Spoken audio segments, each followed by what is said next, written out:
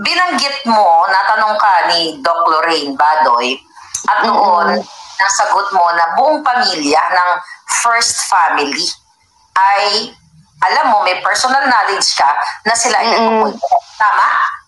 Opo. Paano mo nasabi?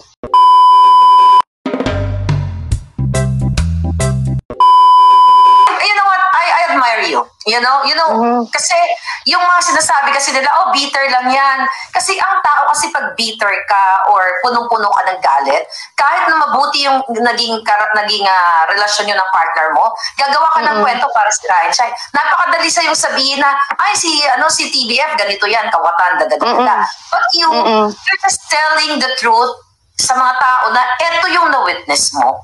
Eto Exactly. Yun yung pagkakadali. Exactly. That's why you are more credible. Yeah. Opo, kasi yun yung totoo. Ano pang idadagdag ko? Kasi sabi ko nga, hindi naman 100% perfect yung relationship namin. Pero wala akong pwedeng sabihin na, alam mo yung sobra-sobra. Kasi we're talking about, diretso lang tayo kung ano yung facts. Kung ano yung topic natin. Doon lang tayo nagpo-focus. The reason why, sinasabi ko kung ano yung experience ko na talagang gumagamit or whatever because that's me. I saw it. It's my experience. 'Di ba? Parang nakita ko. So hindi, 'di ba? Parang bakit tayo lalayo sa iba pang topic? Yun lang naman yung topic natin. Yun. Okay, so sabi mo kanina, natayo ka ng restaurant, yun yung White House. Alright? At doon mo nakita, 'di ba, si Bongbong Marcos na sumisinghot ng pulburon. Yan, okay? Sa CR. Sa CR. Okay, sa CR. So, the same statement, hindi ka nagbago. Okay, balikan ko yung pangyayari na yun. Kasi, mga kababayan, off-cam, sinabi ni Miss Cathy sa akin na yung pulburon pala na term ay ginagamit na ng mga grupong ito. Pakisabi mo sa taong bayan, ano yung Pulburon Boys? Yung Pulburon Boys Group? Even before pala tayo na nag-vlog, mga kababayan, I talk about Pulburon, si Miss Cathy ay meron na pala talagang grupo na Pulburon Boys. Tell us about it, Miss Cathy. Okay. Kasi, di ba, remember na interview mo ako and everything? So, somebody called me, alam mo, to be talaga, ang daming tumawag sa akin eh. I know. Ang daming tumawag sa akin, like common friends and everything, ang dami. And talagang, sabi nga nila sa akin, alam mo, hindi ka naman nagsisinungaling. Parang public naman yan. Parang wala nga silang pakialam eh. Alam ng lahat ng tao niyan. So parang yung magdidepensa sa kanila, nakikinabang kasi. So parang nakikinabang or natatakot matanggal sa posisyon, sabi nila. Or like, syempre may business with them. Sabi ko, naman. Alam mo, sabi niya, pero alam mo, way back talaga, yung pulburo na yan, hindi niyan bago. Tatatawa daw sila sa'yo. Kasi saan mo raw nakuha yung pulburon? Kasi sabi niya, yan daw talaga yung term. You know what? When you try to think about it, ina-align talaga ng Diyos eh. Yung mga terminologies, yung mga pagyayari, no? Yes, oo, ina-align talaga ng Panginoon. So sabing, di ba, yeah. Go ahead. Kasi ba sabi nga, kapag Diyos nang naggumalaw, hindi mo na mapipigil eh. Di ba? So, Pulburon Boys, para lang ding Voltes 5. Tama ba? Correct. So, diba? Pulburon Boys, nag-upgrade to Voltes 5. 5 lang ba talaga yung very prominent? Silang 5 lang ba talaga ang bida-bidaan sa Pulburon Boys? Hindi. You know what? Mga kababayan, sabi nga, this is public interest. Natahimik ang media, hindi nagsalita ang Malacanang. Nung ako ay naglabas ng video na sumisinghot si Kuting, nagreact sila kaagad, like hours lang, nag-react sila kaagad. But you na lumabas as an eyewitness and very credible dahil 10 years kayong mag-partner ni Boy Torrendon. Tahimik sila. Maaaring, nagpaplano pa sila ng evil forces nila o whatsoever. Pero, Cathy, ano nito sa'yo? Ano yung understanding mo why they are silent and the media? Well, I think kasi, ang media, ang na-feel ko, they think I'm doing this for the Dutertes. Or like, I'm siding with the Dutertes. Which is Okay. sad. Imagine, I'm not really close with the Dutertes, okay? Wala kang may alam na nung i-interview mo ako, di ba sinabi ko sa'yo yan? Parang wala, only yung anak kong panganay. Alam mo yon. So, Yeah. so yun yung nangyari. So ako sana nakakalungkot kasi hindi sila nagsasalita kasi they know the truth. Alam nila na totoo yung sinasabi ko. Alam mo yon na how can you parang aalisin yung katotohanan na 10 taon ka silang siyang kasama, yung aking partner, which is very, very close to them. Paano nila, at halos 24 hours ko yung kasama. Paglalabas ako, 15 minutes lang susunod na sa akin yan. Maraming witness yan. Alam ng mga taong, yes. And you know, I never give him any opportunity na pagdudahan ako or pagselosan ako. Kasi nga, yun yung gusto mo. Pag mahal mo yung tao, hindi mo bibigyan ng insecurities, right? Kasi ang dami nang bumabanat sa akin. Tanga ko ba? Nagagawa pa ako ng kagagahan. So anyway, so ako ang tingin ko ganon. And sana yung mainstream media, sana, magpahayag sila based on ano yung dapat para sa nakakarami sa mamamayang Pilipino. Hindi dahil ang feeling nila ayaw namin sa Duterte, ayaw namin i-support yan kasi si Sara ba giging next president pag ganon. You know what, guys? I don't care who will be the president. I don't care. All I wanted is like, mag-upo tayo ng tamang tao there. Wag yan ganyan. Wag yung mga polvoronic. Wag tayo napapaligiran ng mga, ano yun sabi mo, addictus benedictus. Diba? Parang, so, you know what? Imagine lang, kung isa sa pamilya nyo, ganyan. Hindi nyo alam, baka isa sa pamilya nyo, naggaganyan na, nagpupulburon na. Diba? So, what will you do? Parang, ito-tolerate nyo ba? Nalulungkot po ako para sa inyo. Kung talagang may paninindigan kayo at saka you're speaking the truth, sabi nga nila, ang mainstream media is para sa tao, para kung ano lang yung katotohanan. Ito po ako. Andito po ako. Nagtataya ako ng buhay. So parang ano kung mapapala ko dito? Few years from now, they can kill me or whatever, but I believe that God will protect me. Kaya wala akong katakot-takot. So ano pong ginagawa nyo? Yung mga sikat dyan na mainstream media, yung mga newscaster na sikat dyan, ano pong ginagawa nyo? Why? Because Duterte? Wala akong pakialam. Hindi ako close sa kanila. Siguro like yung mga pinopost na picture ko na I'm with Duterte. Of course, hello. Ano ba kayo? Diba malapit ng kaibigan ni Digong yung yung ex ko. Anong gusto nyo? So lahat ba tayo? Lahat na may picture kay Digong?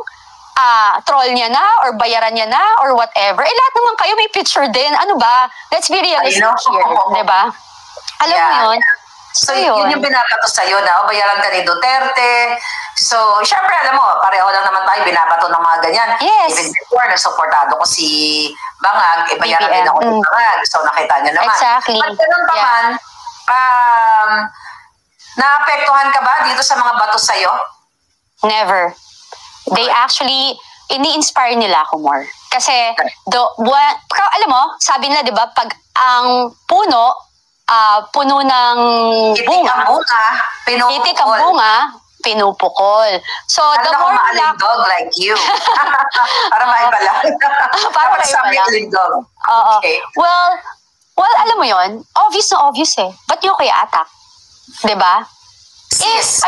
Diba? Ba't mo ko i-attack? Kung talagang... True.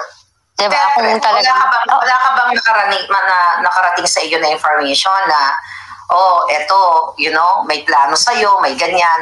Wala ka bang nararamdaman na, pag lumalabas ka, wala ka bang nagsasabi sa iyong instinct, yung gut na parang medyo may something? Wala. And I have that gift eh. And hindi rin nila gagawin sa akin. Kasi protected din talaga ako. Alam mo yon, ang dami. Alam mo yung ang dami. I'm glad to hear that. And anyway, sabi mo nga, nung last interview, kung ano man ang mangyari sa'yo, nakakalat na yung 150 USBs, right?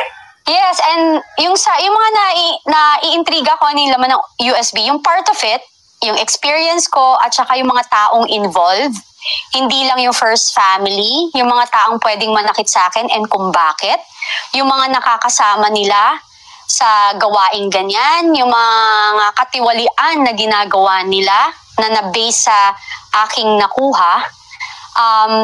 Yun, kaya hindi ko po siya nilalabas now. Pero once something will happen to me, trust me. Kaya yung mga trolls and mga basher dyan, kayo po mag-ingat kasi baka biglang sumabog lahat sa pagmumukha nyo. Alam niyo yun? Wow. Sumabog sa lahat ng that's big, I mean, that's big time, information pag nagkataon.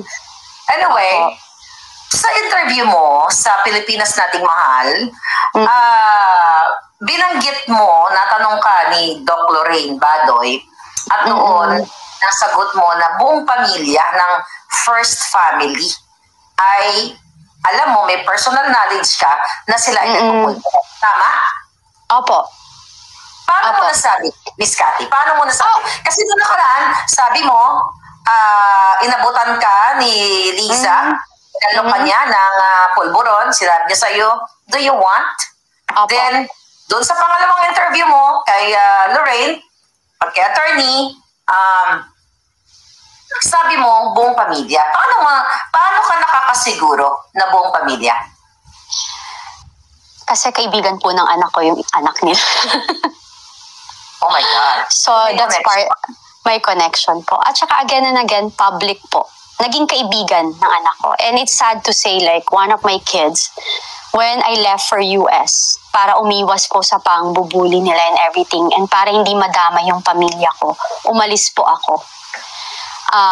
Pag alis ko, sinabihan ko pa yung anak ko, anak, huwag kang mag-iingat ka ha, kasi for sure they will hurt you, they will do something to you para masaktan ako.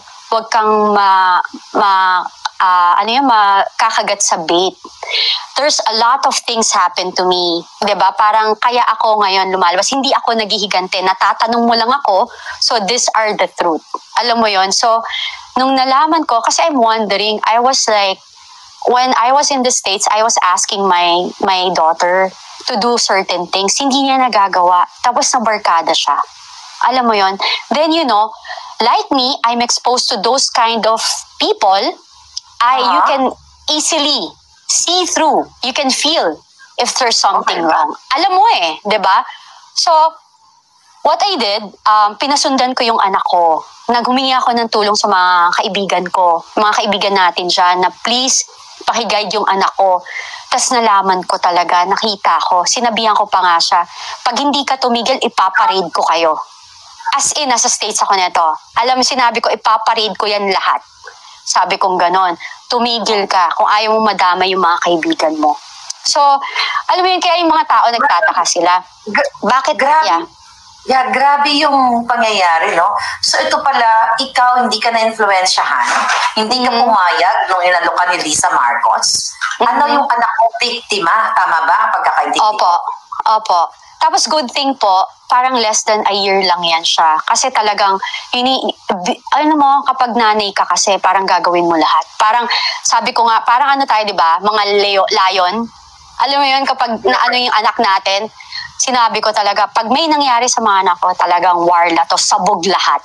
Alam mo yung ganyan, galit na galit ako. Kasi, chinek ko lahat kung sino yung nag-o-offer. Alam mo yung ganon.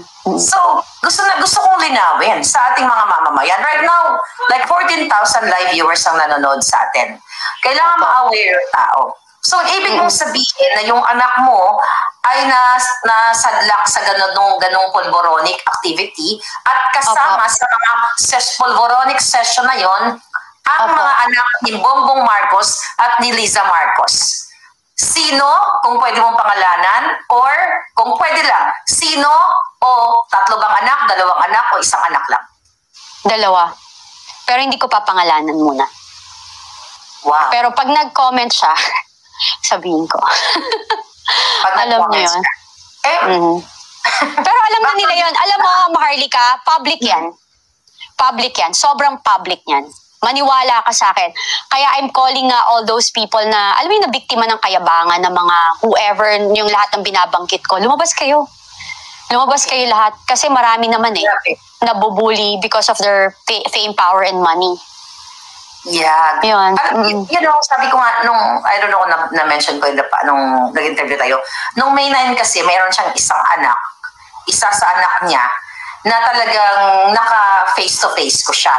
At alam mo, binidyoan ko siya, sabi ko, mag-greet ka sa aking mga palangga, sa mga followers. During that time, hi na hi siya. Hindi lang ako sure kung ano yung tinira niya. Hi na hi, I can tell kung sino ang normal at sino ang hindi. So, maaaring isa yun, no? Yung napag-usapan natin behind the scene. Oh my goodness. So, kung ang dalawa sa anak, maaaring tama yung hinala ko, yung isa doon. Pero yung isa hindi mo na-witness. Hindi. Hindi na-witness ng anak ko. Hindi. Okay, hindi, yung isa. Yung iba. Yun yung isang batang yun na somehow na yun sa isipan ko din. So, yung anak mo kasama sa session based on yung naikwento niya sa'yo, itong dalawang anak ng presidente at ng itong Lisa Tanas? Oo, nakakasama niya. Nakakasama niya talaga. Ano yung kwento niya sa'yo? Ano yung kwento niya sa'yo, Miss Ka? Yung kwento niya sa akin is very, very simple. Parang, kasi mami, lakas naman talaga eh. Alam mo yung ganon. Sabi niya nga sa akin, Mami, thank you for naialis mo ako doon. I'm so sorry for what happened, Kasi talagang nagalit ako. Kasi sabi ko sa kanya, you know that for a fact na ang dami nating dinadaanan, tas ba't ka pumasok sa ganyan? Alam mo yon. And, alam mo, things happen. Sabi ko nga, ang nakakalungkot lang kasi, yung magulang ka na ito-tolerate mo. I guess, if you're doing it kasi talagang okay lang din, nagiging normal, di ba? Parang ako kasi hindi abnormal yan eh. Sabi ko nga sa'yo, hindi ko magets eh. Bakit ang daming pera, sikat na, kabubuhan na magtitake ka ng ganyan. Feeling nila social sila kasi nagpopolboronic sila. Katangahan ho yan. Kayo po yung pinaka-cheap for me kasi you're doing that. Kasi dinidegrade niyo yung pagkatao niyo by doing it. Yun. I'm so happy din, no? Kasi yung anak mo, naialis mo sa ganung kadiliman. Okay? Opo. Nasabi ko din naman, 'di ba, sa interview ko, hindi maintindihan ng tao kung saan ako nanggagaling. Kasi kung hindi sila ako, hindi nila naranasan yung naranasan ko. Yun po yun. Grabe mga palangga, mga kababayan, hindi lang ang presidente, ang bangag, ang asawa at ang mga anak. Kaya nga sabi ko, ano ang ginagawa ng taong bayan? I think sila makakasagot niyan.